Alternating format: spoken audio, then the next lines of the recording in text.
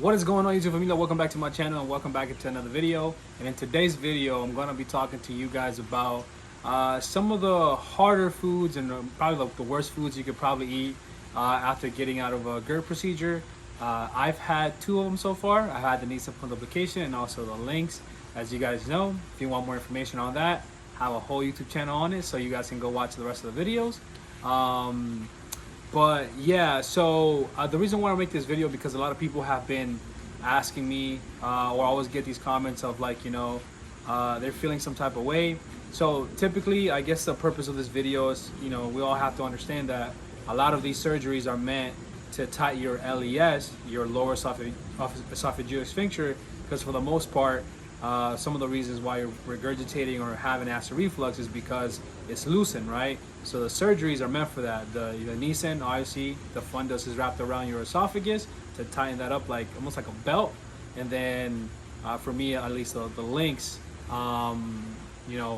it's also meant to strengthen the LES. So that's what it derives from, right? So with that being said, let's get right into the video. Hopefully you guys enjoy it. Don't forget to like, subscribe, share the videos, and always show some love. So let's get right into it.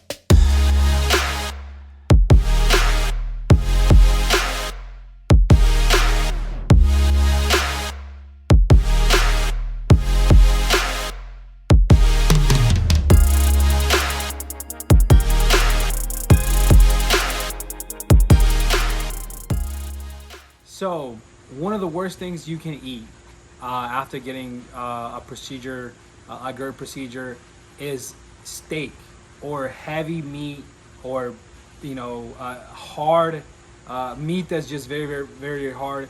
And especially when you're having those type of procedures, remember, like I just said earlier, it's meant to squeeze and tighten your LES. So whenever you eat steak, it's gonna be hard for you to swallow.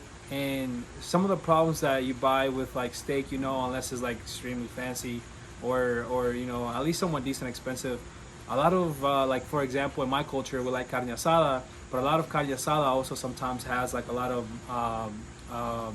fat from the cow, right? So that is very hard to chew. So whenever you eat the carne asada, you're also eating the fat, and the fat you can't really chew and break down well, so you have to kind of swallow it in like a bulk, and it's hard for your esophagus to pass it down, and also to pass it down in your LES.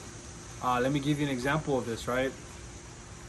When I think it was like a week or two after I got not a week or two, I would say probably about a month after I got my links, I tried to eat some tacos, and there were carne asada tacos, right? So steak tacos.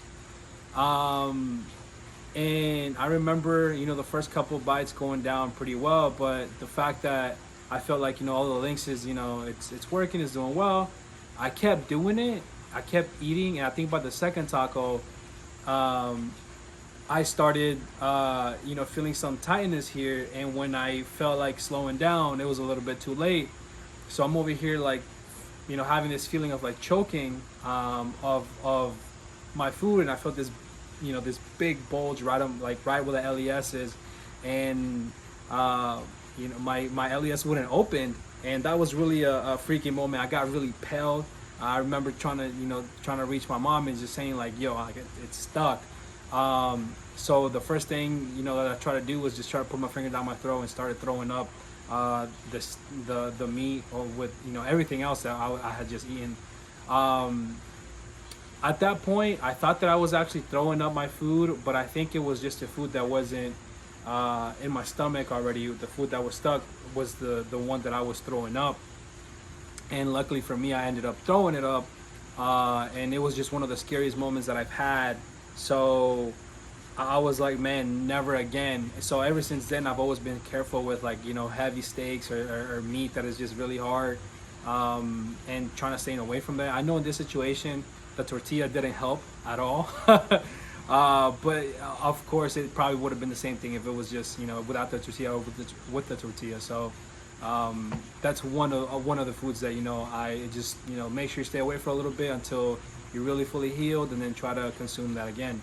Another food that I would say is it's one of the worst things that I felt like eating, or at least one of the worst things that I feel like affected me in almost the same way, was bread, right? Especially bread that's really hard, or really dry, and you wonder, how is bread, how is it, not dry sometimes, but it's just that type of bread that's just like really tough.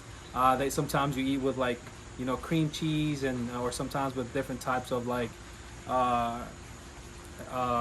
what I'd say, like you eat just different little things with it, like, and I'm just like, I didn't know how bad it can get, but I think the reason behind it, it's because whenever you're eating bread, your mouth dries up because the bread works like a sponge, so it like kind of like swallows the liquid, the saliva in your mouth, and going down your throat, it also it consuming the saliva and the liquid that's going down your throat, so it's hard for it to keep pushing down, and sometimes it gets stuck, unfortunately, and it sucks because you go through another scary feeling, another scary moment, and you can experience this especially when you eat burgers, especially if you're fresh out of surgery. If you're like even a couple weeks after, it can be a couple months. It's still difficult for your for your LES to open when you're eating heavy things, and such as bread. So one of the things that I know helps me a lot, at least with these two, is watering my mouth pretty well, at least consuming some type of liquid before eating, and then when I'm eating and I'm chewing my food very, very well, I drink like a little bit of water, so it makes sure that I have some type of liquid going down, so like the swallowing process can become a little bit more smooth. And the second thing would be, I kind of, once you have these procedures and these surgeries, you can feel when your LES opens and when like your food hits your stomach. Like you can feel like sometimes it feels like a little gas that like releases a little bit here. Sometimes you feel like a little bit of relief. So you start getting the hang of it when you start learning how to read your body and how your LES is working. Of course, everybody's different. Not everybody has the same experience as I do, but for the most part, since all of us that have gotten surgeries, it's mostly for that one reason, to tighten the LES, and that always becomes an issue, and it's just so bad because when you feel like choking, you feel like like it feels like you're about to die, man. It's one of the worst feelings ever. So those are the things I'm also, to this day, I'm still a little bit careful. The meat, the bread, and then let's get into the third thing that's pretty bad, or really hard to swallow, is salads, especially bland and plain salads. They're really tough. Again, why? Because they're dry. If you don't have enough dressing sometimes, or other things to go with it, it's really, really hard to swallow and to have those liquids. So it makes it easier on your throat to swallow. I'm not a big fan of salads in general, but whenever I do eat salads, I like to add a lot of dressing. But that's the reason I also don't eat a lot, because dressing, is not the best thing for you.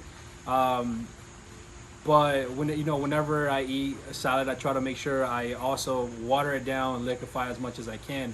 But let me give you a tip for all these three, and the fourth one that I'm gonna get into as well.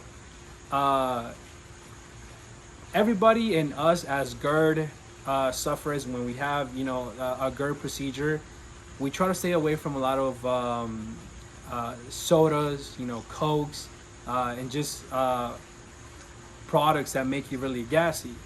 But I read online that one time when I had like a fry stuck in my throat, I was reading online what helps, dissolve that, break it down, and help me get into my stomach.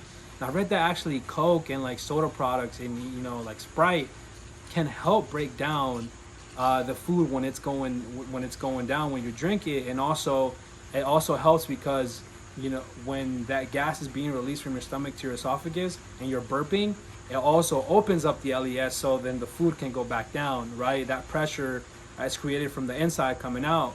And I never thought about it like that. And now, to be honest, I try to stay away from Coke as much as I could, because I will get so bloaty, and just a lot of gas and bloatiness is just very uncomfortable. Sometimes you don't even finish your food because your body makes you feel like you're full already, but you're really not, and that's very unfortunate. Um, but learning about it, and I was like, maybe if I just drink a little bit, and the fact that because of the links, I'm able to burp. I wasn't able to burp with the Nissan, right? So each surgery has a different pros and cons, but at least for the links is one of the pros that I've had in my experience, that I'm able to burp, and if I'm able to burp, then I'm able to drink some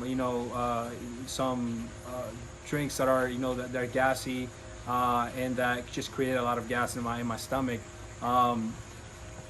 which is, I think it's a pretty good benefit in this situation. So just a little quick tip for you guys. And obviously, if you can't really burp because of the surgeries, don't start consuming those. That's going to be really bad, and it's going to leave you, more bloated than you should be already. And then the fourth thing that's really tough after eating and having these procedures, it's eating nuts.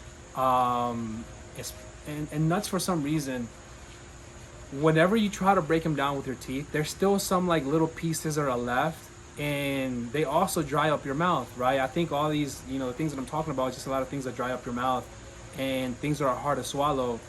Eventually, my swallow became an issue and a difficulty because of these surgeries. I never had difficulty swallowing prior to surgeries. It was until after, because everything got tampered with, and then some things had to be modified, and I even had to adjust to things like even my swallowing. So swallowing, and when you're swallowing just plain nuts and eating just nuts, it's hard for your esophagus and your muscles to just keep bringing it down unless you keep pushing it down with more nuts or more seeds and foods, right? Like chia seeds, for example, as well. Like whenever I eat like a drink smoothie, I make sure it doesn't have chia seed unless it's like blended extremely well.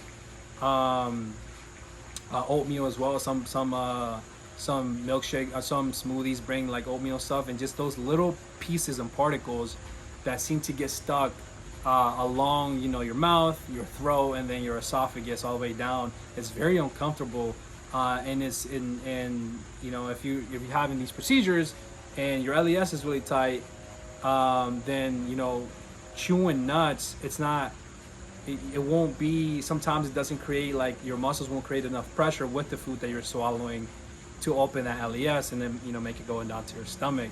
So for at least those four is one of the, I would say I put like the top four of things that I really don't try